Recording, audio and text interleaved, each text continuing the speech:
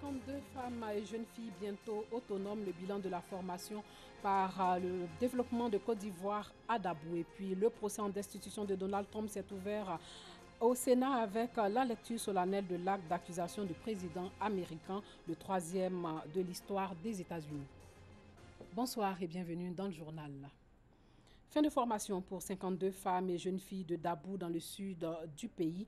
Elles ont été formées au métier de la couture et de la coiffure. Cela a été rendu possible grâce à la Fédération des ONG de développement de Côte d'Ivoire et la Banque arabe pour le développement en Afrique. L'organisation non gouvernementale a dressé le bilan de la formation. Le reportage de Bintou Pekele commenté par Doua Delazer.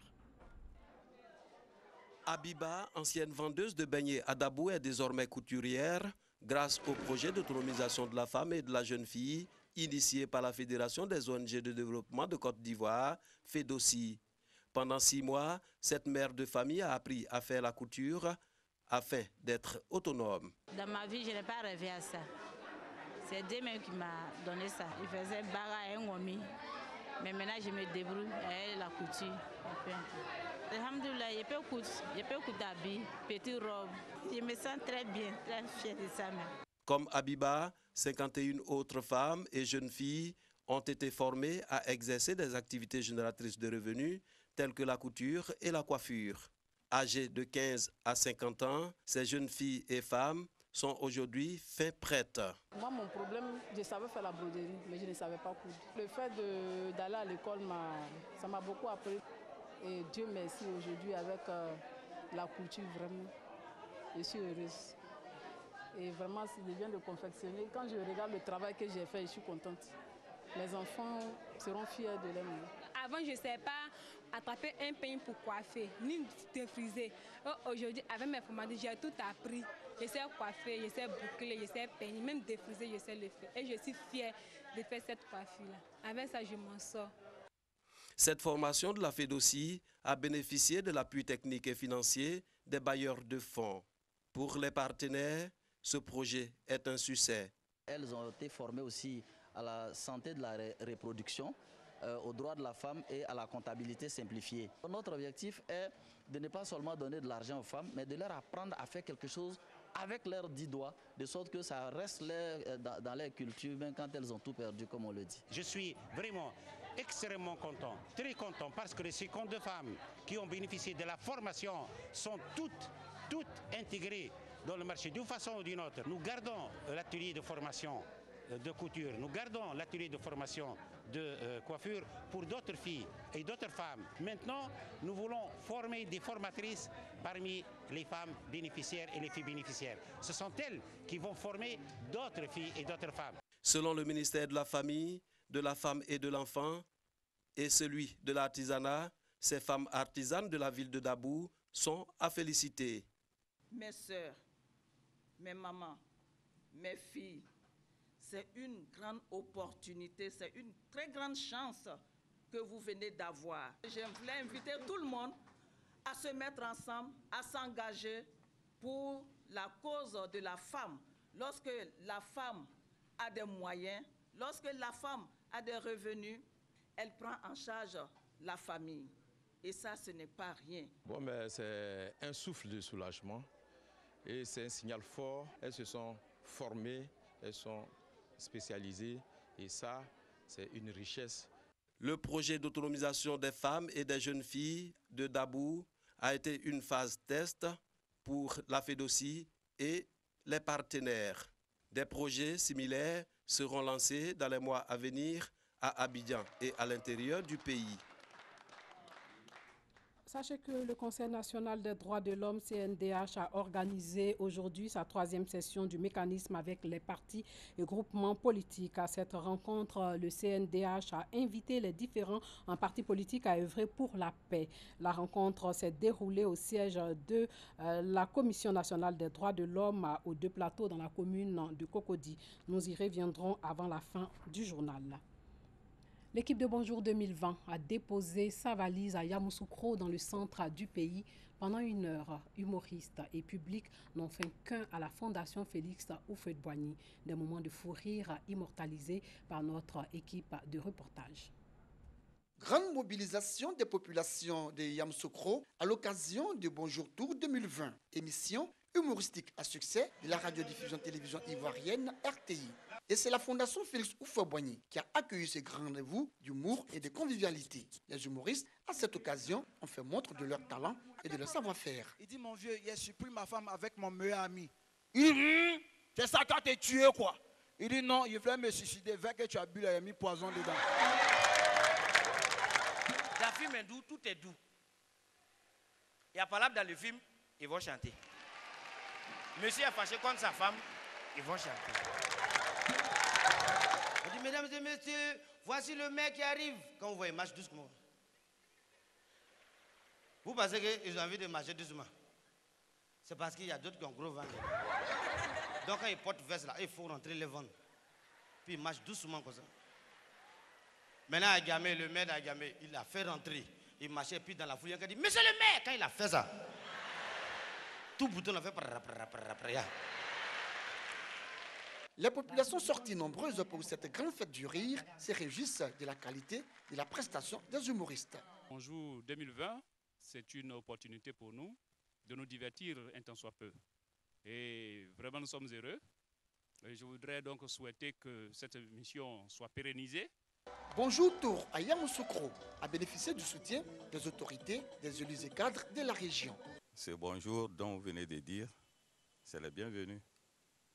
Il fallait, monsieur le ministre Souleymane Diarra-Souba, pour que vraiment nous assistons à une belle fête pareille. Ce n'est pas un hasard que le Bonjour Tour commence par Yamoussoukro, Yamoussoukro, la ville de la paix. Yamoussoukro, la ville du président Houphouët-Boigny. Yamoussoukro qui donne le tempo pour la Côte d'Ivoire. Le parrain de ce grand événement du rire, le ministre Souleymane Diarra-Souba, ministre du Commerce et de l'Industrie, a invité les populations de la région des Lacs à être des acteurs de paix avant d'encourager et féliciter la RTI et son directeur général pour l'initiative. Cette émission participe au renforcement de la cohésion entre les populations ivoiriennes. Nous devons continuer à être ensemble, à renforcer la fraternité et la cohésion. Parce que la Côte d'Ivoire qui gagne, c'est celle de la paix et du développement. C'est tout simplement ce que souhaite le président Alassane Ouattara. Après Yamoussoukro, c'est la ville de Toumoudi qui recevra humoristes et équipe de production de l'émission Bonjour. Tu as couché comme ça, souris t'appelle. Allô? Toi, quand tu sors là, tu ne peux pas laisser Dabali aux gens, quoi.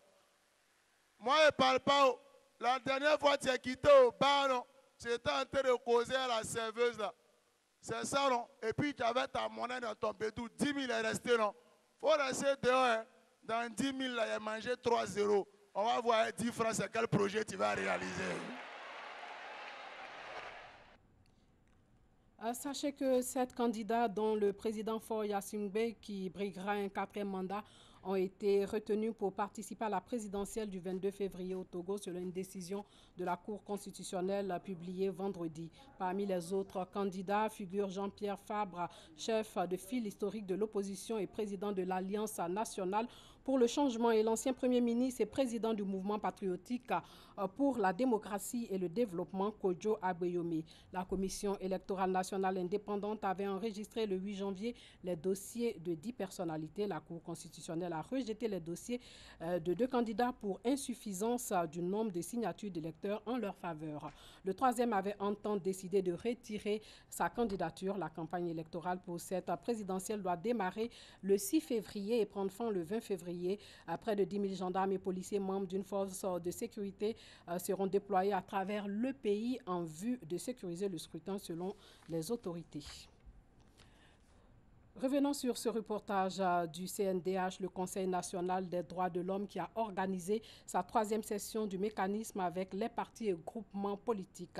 À cette rencontre, le CNDH a invité les différents partis politiques à œuvrer pour la paix. La rencontre s'est déroulée au siège de la CNDH, aux 2 plateaux dans la commune de Cocody. Le reportage de Colette Ilboudo, commenté par Doua Delazer.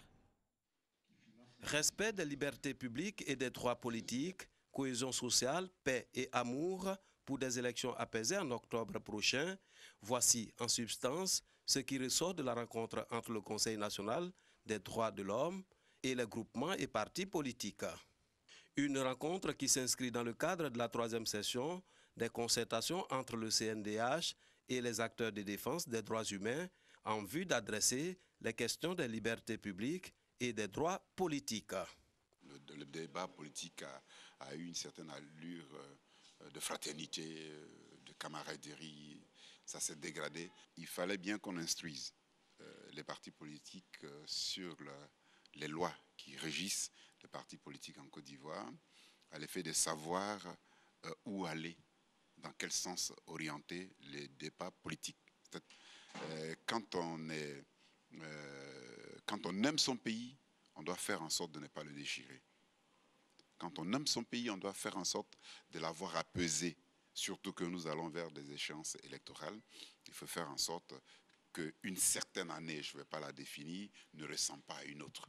Les responsables des partis politiques présents à cette rencontre entendent s'approprier ces orientations pour le respect des valeurs politiques. J'apprécie la mise en place de cette rencontre, de ce dialogue que le CND fait avec les partis politiques. Cela nous permet d'être édifiés, d'être éclairés sur un certain nombre de sujets qui sont importants pour l'apaisement du climat sociopolitique en Côte d'Ivoire. Ça a été clairement expliqué et nous sommes véritablement aguerris à cela et nous allons retourner l'information à nos bases afin que chacun puisse savoir de quoi il s'agit. Le CNDH est l'autorité administrative indépendante chargée de la promotion, protection et de défense des droits de l'homme. Il conseille, mène des consultations, conduit des missions d'évaluation et fait des propositions. Le Conseil reçoit, entre autres, des plaintes et dénonciations portant sur les cas de violation des droits de l'homme sur l'étendue du territoire national.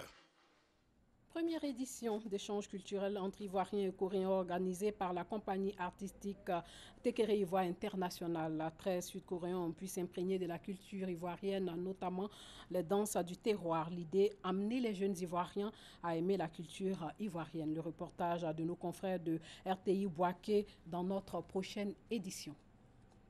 Et puis Mimi Ould Baba inculpé aux États-Unis pour avoir joué un rôle central dans les attentats visant le Burkina Faso et la Côte d'Ivoire en 2016. Le Malien de 32 ans est accusé d'avoir aidé à préparer l'attaque du 15 janvier 2016 contre le café-restaurant Cappuccino et l'hôtel Splendide de Ouagadougou. 30 personnes, majoritairement des Occidentaux, dont un Américain. L'attaque avait été revendiquée par l'ACMI et le groupe Al-Mourabitoun. Mimi Ould Baba est aussi accusé d'avoir participé à la préparation de l'attaque du 13 mars 2016 sur la plage de Grand Bassam, vous vous souvenez, près d'Abidjan. L'attaque avait fait au moins 19 morts, dont 4 Français. Mimi Ould Baba avait été arrêté en janvier 2017. 2 mois plus tard, les autorités burkinabées l'avaient identifié également comme le chef des opérations de l'attaque de Ouagadougou.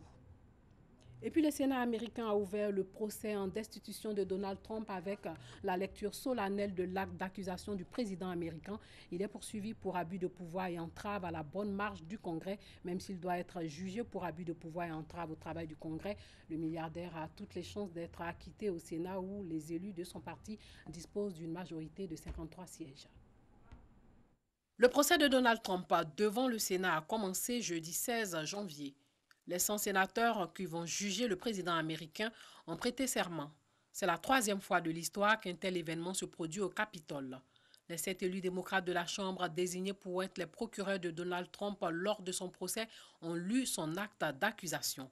Un acte voté le 18 décembre selon lequel le président américain a fait pression sur l'Ukraine pour trouver des éléments compromettants sur son rival démocrate Joe Biden. Le procès du 45e président des États-Unis est donc bel et bien lancé. Les auditions doivent débuter mardi pour durer près de 2 semaines. Mais il a peu de chances d'aboutir. Malgré de nouvelles déclarations d'un adjoint de son avocat assurant qu'il était parfaitement au courant de la diplomatie parallèle menée en son nom en Ukraine, Donald Trump est toujours soutenu en bloc par les républicains majoritaires au Sénat. Voilà, c'est tout pour ce soir. Merci de nous avoir suivis.